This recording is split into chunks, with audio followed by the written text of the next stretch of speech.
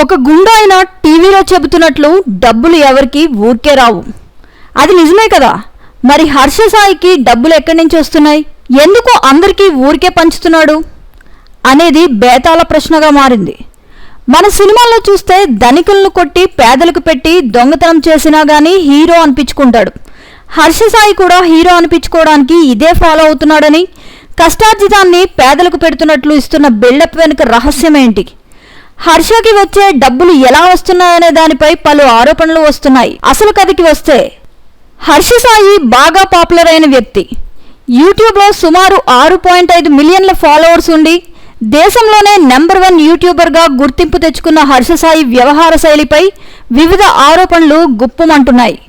Betting యాప్ల ప్రమోటర్గా లక్షలాది రూపాయలు సంపాదిస్తూ బీదా బిక్కీలకు ఆర్థిక సాయం చేస్తూ యూట్యూబ్లో విపరీతమైన ఫాలోయింగ్ తెచ్చుకున్న హర్ష సాయిపై తాజాగా వస్తున్న ఆరోపణలు సంచలనం కలిగించాయి. హర్ష సాయిపై బెట్టింగ్ యాప్ ఆరోపణలు వస్తున్నాయి.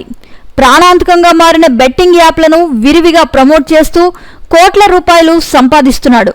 ఒక్కో బెట్టింగ్ యాప్కి 5 కోట్ల నుంచి 10 కోట్ల పైన తీసుకుంటున్నాడని ఇతనిపై ఆరోపణలు ఉన్నాయి.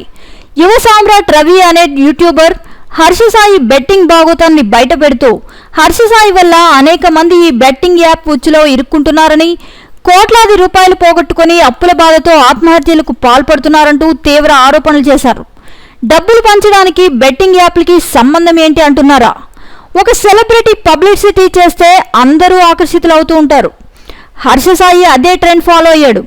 కోట్లలో డబ్బు వస్తుంది, దాంట్లో కొన్ని లక్షలు పేదలకు పంచితే త్వరగా పాపులర్ అవ్వచ్చు అని ఈ మార్గాన్ని ఎంచుకున్నాడు. దానికి తగ్గట్టు పబ్లిసిటీని ఎంచుకున్నాడు. ఇంకేముంది, సెలబ్రిటీ అయిపోయాడు. బెట్టింగ్ యాప్ ప్రమోషన్ జోరందుకుంది. హర్ష సాయికి ఈ బెట్టింగ్ యాప్లో ఆడడం వల్ల ఎంత డబ్బు వస్తుందని భావించి ఎందరో డబ్బునే కాదు ప్రాణాలను కూడా పోగొట్టుకుంటున్నారు అనేది వాస్తవం. హర్ష చెప్పాడనో అంబానీ చెప్పాడనో ప్రాణాంతకమైన బెట్టింగ్లను ఆడి ప్రాణాలపైకి తెచ్చుకోవద్దని విజ్ఞప్తి.